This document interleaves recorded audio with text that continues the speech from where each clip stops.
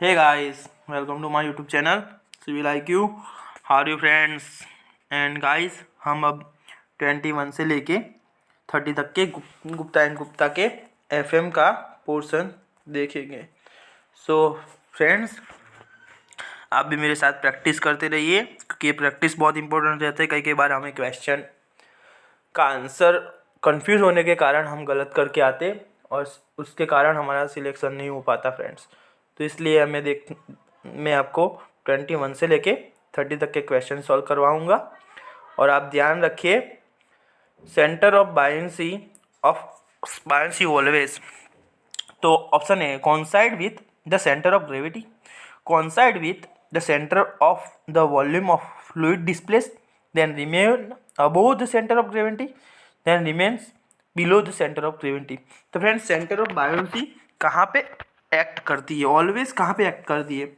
तो उसमें क्या होता है, कोइंसाइड विथ, यहाँ पे आर्किमिडीज के लॉ के अनुसार coincide with the centroid of the volume of fluid displace, उस पर होती है सेंटर ऑफ बायन्सी. वो वहाँ पे मैंने लिखा है. पहले तो सेंटर ऑफ बायन्सी किसे बोलते? तो when the body is immersed in a fluid, body जब हमारी फ्लूइड में इमर्स कराते, and upward force is exerted by on fluid. Fluid पे क्या होता है, बॉडी पे अपवर्ड फोर्स लगता है फ्लूइड के कारण. The body this upward force is equal to weight of the fluid displaced. Body पे जो अपवर्ड फोर्स लगता है वो किसके बराबर होता है? वो वेट ऑफ बॉडी के बराबर होता है. ओके, और उसको हम बायन्सी बोलते हैं. यानी कि एक सिंपल चीज़ बता दूं कि जैसे कि ये हमारा फ्लूइड है, इसमें हम एक कोई बॉडी डुबाते, ये बॉडी डुबाते और डिस्प्लेस हो रही है किसके कारण? तो यहाँ पे सेंटर ग्रेविटी का फोर्स लग रहा है. वो कितना लगेगा? जितना है बॉडी का वजन है, उतनी ही वो ज़्यादा डिस्प्लेस होगी. आपको ये चीज़ समझिए, और उसको ही हम बायन्सी बोलते हैं. ओके, उसके बाद सेंटर ऑफ बायन्सी क्या होती है? सेंटर ऑफ बायन्सी वो होती है, it is defined as the point through the which the force of buoyancy is supported to act. जिस फोर्स पे बायन्सी लगती है उस फोर्स को, यानी कि उस फोर्स को सेंटर ऑफ बायन्सी बोलते हैं. उसके बाद as the force of buoyancy is a vertical force and is equal to the weight of the fluid displaced by the body, the center of buoyancy will be the center of gravity of fluid displaced. Centre of buoyancy क्या है? वो centre of gravity के equal ही होती है कि जितना fluid हमारा displace हुआ है. मैंने आपको पहले जो बताया उसको ही आपको माइंड में रखना है कि लाइक दैट. अब जैसे कि ये पूरी फ्लूइड से भरी हमारा कोई भी हमारा पात्र है, उसमें हम क्या करते, ये हमारी बॉडी उसमें डुबाते. बॉडी हम जब डुबाते, आप कई बार आप पानी की कोई भी कुंडी होती है, उसमें आप कोई भी चीज़ डालना, जैसे कि लकड़ा डालोगे तो उस पर अपवर्ड फोर्स लगेगा ही, और वो फोर्स लगेगा उसके कारण जो तुम बॉडी डाल रहे हो अंदर, वो डिस्प्लेस होने का ट्राई करेगी. वो डिस्प्लेस किसके बराबर होती है कि जो फोर्स यहाँ से जो एक्ट करता है ना, उसके बराबर वो बॉडी डिस्प्लेस होगी. और जो पॉइंट पे लगता है उसे हम buoyancy point, centre of buoyancy बोलेंगे. इस पॉइंट को हम सेंटर ऑफ बायन्सी बोलेंगे. ठीक है, ये सेंटर ऑफ बायन्सी है. ये अपवर्ड फोर्स है हमारा, और ये हमारी बॉडी सिंक हो रही है. Okay, sink downward. तो इस तरीके से हमारा चित्र रहेगा. तो हमारा 21 में आंसर आएगा हमारा B, coincide with the centre of the volume of fluid displaced. उसे हम सेंटर ऑफ बायन्सी बोलते हैं. उसके बाद क्वेश्चन 22, उसमें क्या होता है friends? If the wait of the body immersed in a fluid axis the buoyant force, then body will be, if the weight of body immersed, हमारा weight of body immersed in a fluid exists the buoyant force, then the body will, तो उसमें क्या है, rise until the its weight equal to buoyant force, tend to move downward, and it may finally sink, then float, then D, none of above. अब friends इसमें क्या होगा कि हमारा if body will immersed in, body डूब चुकी है, यहाँ पे क्या लिखा है, sorry, if the weight of body immersed in a fluid exceeds the buoyant force, then body will, तो यहाँ पे क्या है, ये पानी है यानी कि फ्लूइड है, अब उसमें क्या है, बॉडी पूरी हमारी इमर्स्ड हो गई है और बायोंट फोर्स लग रहा है, then the body will tend to move downward and it may be finally sinks. हमारा बायोंट फोर्स लग रहा है पर ज़्यादा नहीं लग रहा, क्योंकि इसकी कंपैरिजन में बायोंट फोर्स हमारा कम लग रहा है, और कम लगेगा तो क्या होगा फ्रेंड्स, बॉडी डूब जाएगी यानी कि फाइनली सिंक हो जाएगी। अगर ये फोर्स इसके यहाँ ये जो हमारी चीज़ है उसके इक्वल टू लगता है, जितना इसका फोर्स है जितना उतना ही इसका फोर्स लग रहा है, तो ये सिंक नहीं होगी, पर इससे कम लग रहा है बायोंट फोर्स, तो हमारी बॉडी बिल्कुल सिंक हो जाएगी। तो इसमें हमारा राइट आंसर होगा tend to move downward and it may be finally sink. Okay, तो क्वेश्चन 22 में हमारा right answer is B, 22 is final answer is B. Okay, then next, metacentric height for small value angle of heel is the distance between, metacentric height किसे बोलते हैं, तो सबसे पहले तो मेटासेंट्रिक किसे बोलते हैं वो हमको पता होना चाहिए, उसके बाद हमें पता चलेगा कि मेटासेंट्रिक हाइट क्या है। तो यहाँ पे मैंने लिखा है कि metacentre it is a define as the point about body will start to oscillating when the body is tilted, it's called metacentre, यानी कि हमारी बॉडी ऑसिलेटिंग यानी कि ऑसिलेट करना स्टार्ट करेगी।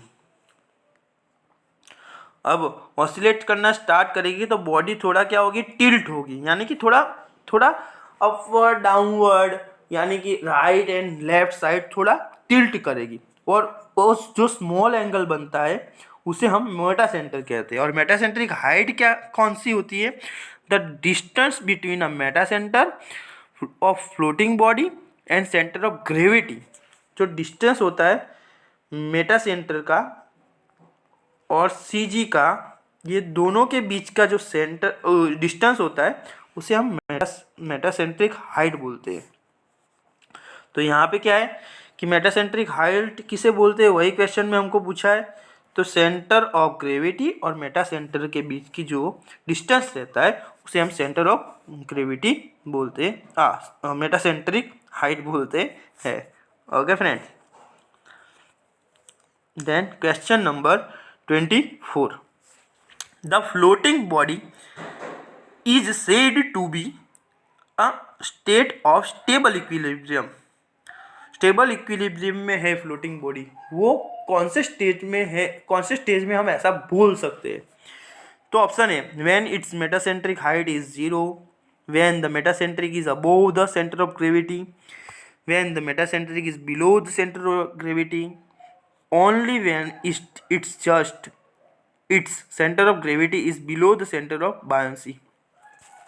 अब फ्रेंड्स एक चीज़ यहाँ पे मैं आपको बता देता हूँ कि जब भी आपकी बॉडी स्टेबल है, जब भी आपकी बॉडी स्टेबल है तो m is above the g।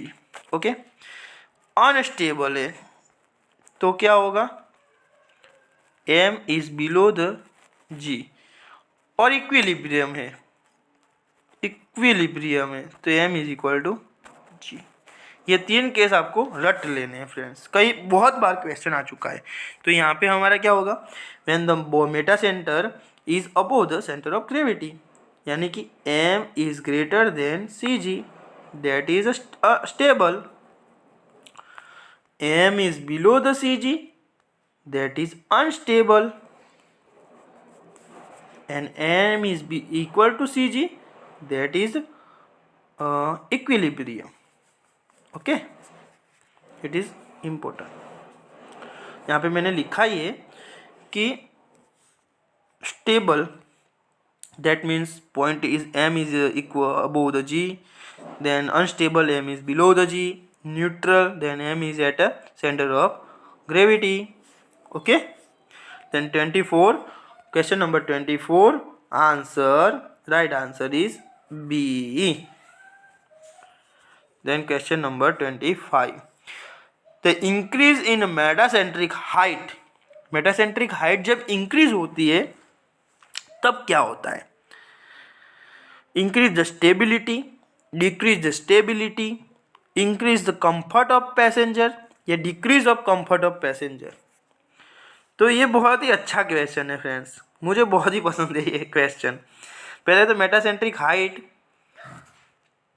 की यहाँ पे मैंने थोड़ा लिखा है कि क्या होता है। The increase in metacentric height increase then reduce the time period of oscillating का टाइम कम हो जाता है, टाइम रिड्यूस होता है अब of the body which is quite uncomfortable for passenger. Okay, अब यहाँ पे आ जाते हैं हम। जब मेटासेंट्रिक हाइट इंक्रीज होती है, तो टाइम डिक्रीज होता है, तो क्या होगा? स्टेबिलिटी थोड़े क्षण के लिए हमें कंफर्ट फील, स्टेबिलिटी थोड़ी इंक्रीज हो जाएगी, टाइम कम होगा। मेटासेंट्रिक हाइट इंक्रीज हुई तो टाइम कम हो गया, ऑसिलेटिंग का टाइम कम हो गया। किसका टाइम कम हुआ? ऑसिलेटिंग, यानी कि ऑसिलेट होता है तो हम स्टेबल नहीं रह पाते, पर ऑसिलेटिंग का टाइम कम हो गया। ऑसिलेटिंग करना मीन्स यहाँ जैसे कि बॉडी स्टेबल है, उसके बाद थोड़ी मूव करेगी, मूव करना मीन्स ऑसिलेट करना। अब ऑसिलेटिंग का टाइम कम हो गया है, दैट मीन्स स्टेबिलिटी तो हमारी इंक्रीज हुई है, पर क्या होता है उसके साथ साथ पैसेंजर का कंफर्ट जो है वो डिक्रीज हो जाता है। क्योंकि आप जैसे एक पानी में नाव का एग्जाम्पल लेते हो, तो पानी में नाव का एग्जाम्पल लेते हो तो उसके कारण क्या होता है? मेटासेंट्रिक हाइट इंक्रीज होती है, दैट्स वाई जो हमारा ऑसिलेटिंग का टाइम है वो कम हो गया। ऑसिलेटिंग का टाइम हमारा कम रहता है तो स्टेबिलिटी थोड़ी इंक्रीज हो जाती है। स्टेबिलिटी इंक्रीज हो जाती है तो जो थोड़ी भी हमारी जो नाव हिलती है तो पैसेंजर का जो कंफर्ट होता है ना वो कम हो जाता है। तो ये बहुत ही बढ़िया सा क्वेश्चन रहता है, ये थोड़ा कंफ्यूज करने वाला है, पर ये दोनों सेंटेंस राइट है। Increase the stability and decrease the comfort of the passenger, that's why A and D is a right answer, A and D is a right sentence. Okay, तो यहाँ पे हम 25 में हमारा 1 और क्वेश्चन 25 में हमारा B is a right answer. Okay, उसके बाद question number 26, a rectangular block 2 metre long, 1 metre wide and 1 meter deep floats in a water. The depth of immersion being 0.5 meter. If water weight 10 kilonewton per meter cube, then the height of block is. अब rectangular एक block है, block का लंबाई चौड़ाई और उसकी width दी हुई है। ओके, और उसके बाद वो इमर्ज है 5 मीटर 0.5 मीटर हाइट, यानी कि 15 सेंटीमीटर पे वो डूबा हुआ है। तो उसका वाटर का वेट भी दिया हुआ है, यानी कि डेंसिटी भी दी हुई है यहाँ पे kilo newton per metre cube. Okay, तो यहाँ पे हमें वेट ऑफ ब्लॉक का फाइंड करना है। तो यहाँ पे हमें क्या करना है? हमारी लेंथ यहाँ पे गिवन है, हमारी length 2 metre, width 1 metre, depth 1 metre, then immersion है 0.5 मीटर हाइट पे, वाटर वेट दिया हुआ है kilo newton per metre cube, displace हो रहा है। अब वाटर का weight displace is equal to weight of block, यहाँ पे W फाइंड करना है, यानी कि हमें पूरे के पूरे डेटा को इंटू फॉर्म में रख देना है, यानी कि 0.5 into 2 into 1 into 10, that's why हमारा राइट आंसर इज 10। ओके, यानी कि हमारा यहाँ 26 में आंसर आएगा 10 kilo newton. 26 right answer is B. Then question number 27, the point in the immersion body through which the resultant pressure of the liquid is may be taken as to act is center of gravity, center of buoyancy, center of pressure, then meta center. तो हमारा इसमें the point on emerge body which result pressure will be, मैं पूरी 1 minute friends, मैं पूरी उसकी सुनाता हूँ. इसमें क्या है, हमें यहाँ पे मैं पूरी उसका क्वेश्चन पढ़ के सुनाता हूँ. The point in a immerse body through which the resultant pressure of the liquid may be taken to act is known as a center of pressure. यहाँ पे क्या है, the point in a immerse body, वो point कि जो immersion body में through which the resultant pressure, जिस पे रिजल्टेंट प्रेशर लग रहा है ऑफ लिक्विड में B taken as act now, जिस पे रिजल्टेंट प्रेशर लग रहा है और जो पानी में डूबा हुआ है उसे हम क्या बोलेंगे, उसे हम सेंटर ऑफ प्रेशर बोलेंगे, C P. Okay, right answer is C. Question number 27 right answer is C. उसके बाद क्वेश्चन नंबर 28, यहाँ पे 27 में यहाँ पे क्या है, ये 3 चीज़ें फ्रेंड्स. 27 में a vessel containing a liquid move downward with a constant acceleration. यहाँ पे क्या है, P is equal to rho g h. यहाँ पे पानी में डूबा हुआ है यानी कि माइनस होगा, रेस्ट है तो रो जी एच होगा, डूबा हुआ है तो माइनस में होगा. अगर ये सरफेस से ऊपर है तो 1 प्लस ए बाई जी रहेगा.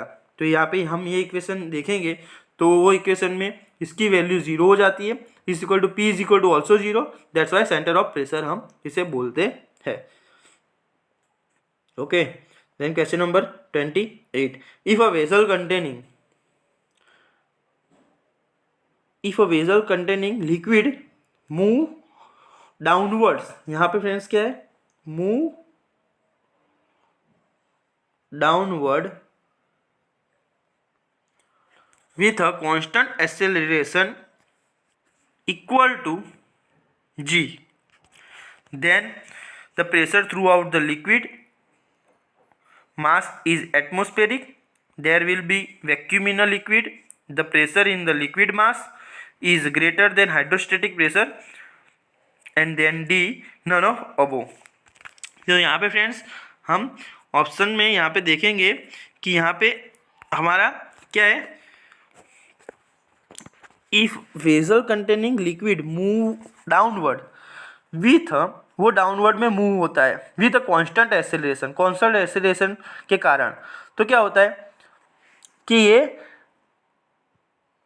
वेसल, तो ऑप्शन हमारा दिए, डिफरेंट ऑप्शन हमारे दिए हुए कि the pressure throughout the liquid mass in atmosphere, there will be vacuum in a liquid, the pressure in a liquid mass is greater than hydrostatic pressure. तो यहाँ पे हमारा जो ये प्रेशर लग रहा है ये किसके कारण